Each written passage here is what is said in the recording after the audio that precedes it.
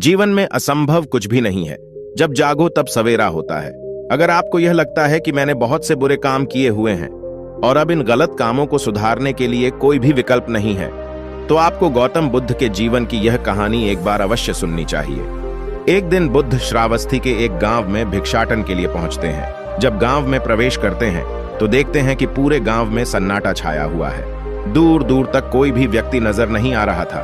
बुद्ध उस गांव के पहले द्वार पर जाते हैं और कहते हैं कि भिक्षाम देहि, परंतु भीतर से बाहर कोई नहीं आता।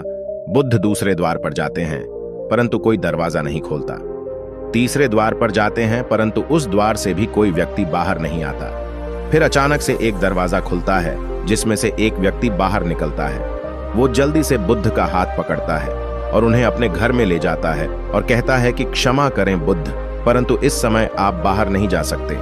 उंगलीमाल को श्रावस्ती की सीमा पर देखा गया है। सभी गांव वाले डर के मारे अपने अपने घरों की खिड़कियां और दरवाजे बंद करके बैठे हुए हैं। बुद्ध उस व्यक्ति से पूछते हैं, कौन है ये उंगलीमाल, कौन है और उससे इतना भय क्यों है? वह व्यक्ति कहता कि उंगलीमाल एक राक्षस है। उसे जो भी मनुष्य मिलता है, बच्चा, वृद्ध, स्त्री, पुरुष, यहां तक कि सन्यासी भी, वो किसी को भी नहीं छोड़ता। महाराज प्रसन्नजीत के सैनिक भी उससे डरते हैं। बुद्ध उनसे पूछते हैं कि वो धन के लालच में ये सब करता है। वो व्यक्ति कहता है कि नहीं, उसे धन का कोई लालच नहीं है।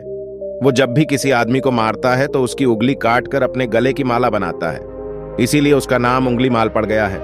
और यह भी सुना है कि जब उसके गले की माला में 100 उंगलियां पूरी हो जाएगी तो उसकी विनाशक शक्तियां और भी ज्यादा बढ़ जाएगी। बुद्ध कहते हैं, आभार हो आपका जो आपने मुझे उसके बारे में बताया। फिर वो व्यक्ति बुद्ध से कहता है कि कृपा कर आप बाहर न जाइए, क्योंकि वो आप पर भी वार कर सकता है। बुद्ध कहते हैं, भय से अपनी राह छोड़ दूं, ऐसा मैंने कभी नहीं किया। मुझे भिक्षा मांगता देख जन जन के हृदय में उंगलीमाल का भय कम होगा। फिर वो व्यक्ति कहता है, नहीं बुद्ध, आप मत जाइए, वो बहुत ही ज्यादा खतरनाक है। बुद्ध कहते हैं कि वो खतरनाक नहीं, वो दुखी है और मुझे उसके पास जाना होगा क्योंकि उसे मेरी आवश्यकता है। इतना कहते बुद्ध उस व्यक्ति के पास से चले जाते हैं। कुछ दूर चलने के बाद बुद्ध वन में प्रवेश करते हैं। वन में चारों ओर एक सन्नाटा छाया होता है।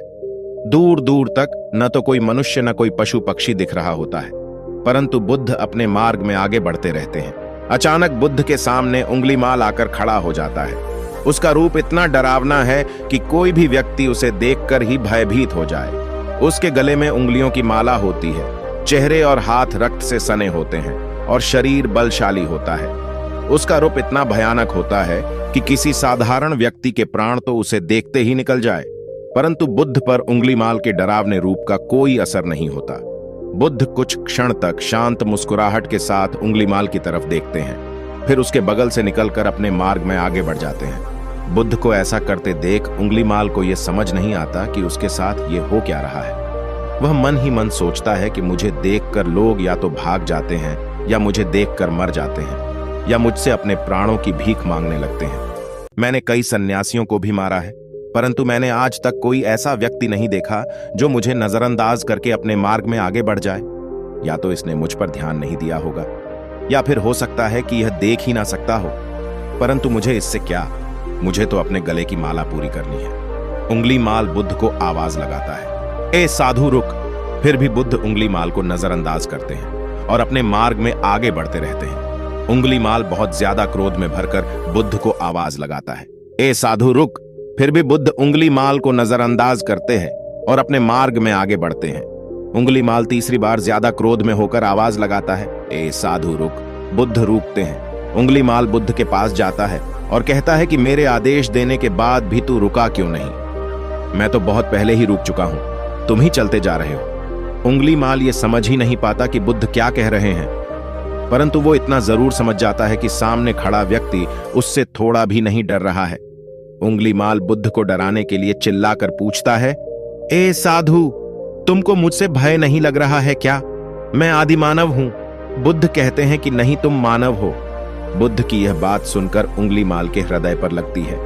पहली बार उसे किसी ने मानव कहा था, परंतु वो इस बात को नजरअंदाज करने का प्रयास करता है और बुद्ध से पूछता है कि ए साधु, तूने ये क्यों कहा कि तू कब का रुक चुका है, जबकि तू तो चल रहा था, और तूने ये क्यों कहा कि मैं नहीं रुका? बुद्ध कहते हैं कि मैं बहुत पहले ही रुक चुका हूं, यानी मैंने ऐसे सारे बुरे कृत्य करना पहले ही छोड़ दिया है जिससे व्यक्ति को कष्ट पहुंच सके। सब जीना चाहते हैं, बस तुम उन्हें करुणा से देखने का प्रयास करो। वर्टिकल बार बुद्ध के ये शब्द दोबारा से उंगली माल के हृदय पर चोट करते हैं, परंतु वह दोबारा से बुद्ध की बातों को नजरअंदाज करने का प्रयास करता है। इस बार वह और क्रोध में भरकर बुद्ध की गर्दन पर अपनी कटारी रख देता है, जिससे वो लोगों की हत्या किया करता था, और बुद्ध से चिल्लाकर कहता है, नहीं, मानव में ना तो प्रेम है ना ही करुणा है, सिर्फ छल और कपट है। इसीलिए मैं सबकी हत्या करूंगा और किसी को जीवित नहीं छोड़ूंगा। वर्टिकल बार बुद्ध कहते हैं, तुम्हें लोगों ने बहुत दुख दिया है उंगली माल। क्रूरता मनुष्य अज्ञान के कारण ही करता है।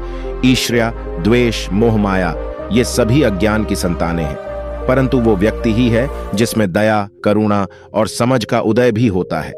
उंगली माल, यदि इस जीवन में क्रूर और निष्ठुर लोग हैं तो दयावान भी हैं। बस तुम्हें अपनी आंखों से इस अंधेपन की इस पट्टी को हटाना होगा जो तुम्हें केवल बुराई ही दिखा रही है। तीसरी बार बुद्ध शब्दों को सुन उंगली माल का खुद पर से संयम हट जाता है। उसे समझ नहीं आता कि पहली बार वह अपने आप को इतना कमजोर क्यों महसूस कर रहा है। वो कोशिश तो करता है क्रोध करने की, परंतु कर नहीं पाता। वो बड़ी हिम्मत जुटाकर क्रोधित होने का नाटक करके बुद्ध से कहता है, तुम और व्यक्तियों जैसे नहीं हो। बुद्ध कहता है कि मैं हर व्यक्ति जैसा ही हूं, बस जागृत हूं और यह सिद्ध कर रहा हूं कि हर व्यक्ति में जागने की क्षमता है।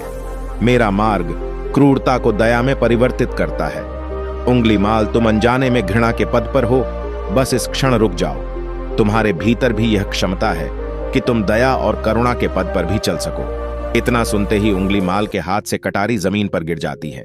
उसकी आंखों से आंसू बहने लगते हैं। भला कोई कब तक बुद्ध को अनदेखा करेगा।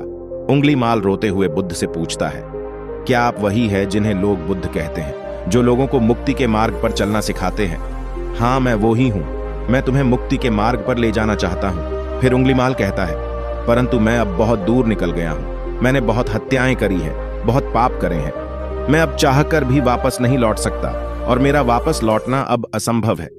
बुद्ध कहते हैं कि असंभव कुछ नहीं है, जब जागो तभी सवेरा। उंगली माल कहता है, मैं अब पुण्य जीवन की ओर नहीं मोड़ सकता, बहुत देर हो चुकी है। बुद्ध कहते हैं, तुम में इतनी चेतना है कि तुम जानते हो कि जो तुमने अब तक किया वह बुरा था। इसका अर्थ यह है कि तुम जानते हो कि क्या अच्छा है और क्या बुरा है। उंगली माल, जिस दिन से तुमने अच्छा कार्य करना शुरू कर दिया, उस दिन से तुम्हारा एक नया जीवन शुरू हो जाएगा। फिर उंगली माल कहता है, मैं कितने भी अच्छे काम कर लूं, परंतु लोग मुझे उसी दृष्टि से देखेंगे और मुझे चैन से जीने नहीं देंगे। बुद्ध कहते हैं, उंगली माल, यदि तुमने हिंसा का मार्ग छोड़ा तो मैं तुम्हें मार्ग दिखाऊंगा और तुम्हारा संरक्षण करूंगा और तुम्हें लोगों की घृणा से बचाऊंगा। बस पहला कदम तुम्हें ही उठाना होगा। उंगली माल पूछता है, क्या यह हो सकता है? बुद्ध कहते हैं, अवश्य हो सकता है। तुम में असामान्य बुद्ध है। उंगली माल रोते हुए बुद्ध के चरणों में गिर पड़ता है और कहता है, मैं आपको वचन देता हूं कि मैंने अब से सारे बुरे कृत्य करना छोड़ दिए और आपके पीछे करुणा के पथ पर चलना सीखूंगा। कृपा कर आप मुझे अपना शिष्य बना लीजिए। बुद्ध कहते हैं कि मैं किसी को अपना शिष्य नहीं बनाता, बल्कि व्यक्ति स्वयं मेरे संग से जुड़ता है। उंगली माल उसी समय बुद्ध का भिक्षु बन जाता है। बुद्ध का भिक्षु बनने के बाद उसका नाम अहिंसक बन जाता है। फिर बुद्ध ने जैसा उसका नाम रखा था और वो ठीक वैसे ही वह बन चुका था।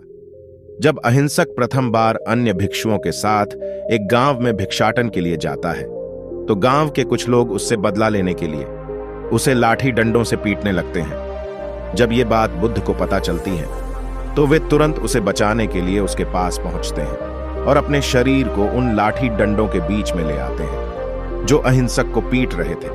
बुद्ध को देखकर वे गांव वाले डंडे और पत्थर मारना बंद कर देते हैं। सभी लोग बुद्ध से कहते हैं, बुद्ध, क्यों आप इस हत्यारे उंगली माल की रक्षा कर रहे हैं? न जाने कितने लोगों की जानें ली हुई है इसने। बुद्ध कहते हैं, अब यह उंगली माल नहीं है, बल्कि अब इसका नाम अहिंसक है। अब यह आपकी ही तरह एक मानव है।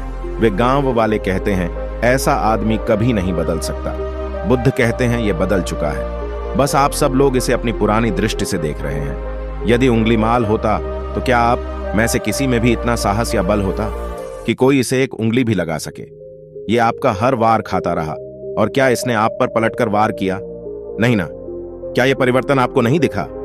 आज इसने अपना लहू बहा के अपने सारे बुरे कृत्य धो डाले हैं। आप लोगों के द्वारा इतनी मार खाने के बाद भी इसकी आंखों में आपके लिए क्रोध नहीं है। क्या यह बदलाव आपको नहीं दिख रहा है? यह तो बदल गया, परंतु आप कब बदलोगे? इतने में से उन गांवों वालों में से एक स्त्री कहती है, यह परिवर्तन मैंने स्वयं देखा है। वो स्त्री गांव वालों से कहती हैं, आप में से कौन ऐसा है जो दूसरों के दुख में दुखी हो, दूसरों की पीड़ा सहन ना हो तो उसे हर प्रकार की सहायता प्रदान करें? और ऐसा इस भिक्षु ने किया है। 2 दिन पहले एक व्यापारी अपनी पत्नी को लेकर जा रहा था और उसकी पत्नी प्रसव पीड़ा से व्याकुल थी। तब मैं पास से ही गुजर रही थी, इसीलिए मैं भी दौड़ी दौड़ी गई। स्त्री की पीड़ा बढ़ती ही जा रही थी। घना जंगल होने के कारण उसे कहीं ले जाया भी नहीं जा सकता था। तब यह भिक्षु वहां आ पहुंचा और इसने मुझसे पूछा कि क्या हुआ बहन। मैंने इसे बताया कि यह स्त्री प्रसव पीड़ा में है और इस घने वन में हम कुछ कर भी नहीं पा रहे। तब तक यह कष्ट भोगेगी, कहीं इसके और इसके बच्चे के प्राण न चले जाएं। फिर इस भिक्षु ने मुझे कहा कि ऐसा नहीं होगा, मैं अभी अपने गुरु के पास जाऊंगा, वे अवश्य ही कोई मार्ग दिखाएंगे। इतना कहकर यह भिक्षु दौड़कर वहां से चला गया। बुद्ध कहते हैं कि फिर अहिंसक मेरे पास आया और मेरे पैरों में गिरकर कहने लगा, बुद्ध, एक स्त्री गहन प्रसव पीड़ा में है और उसकी पीड़ा बढ़ती ही जा रही है, कहीं मां और बच्चे को कुछ हो ना जाए।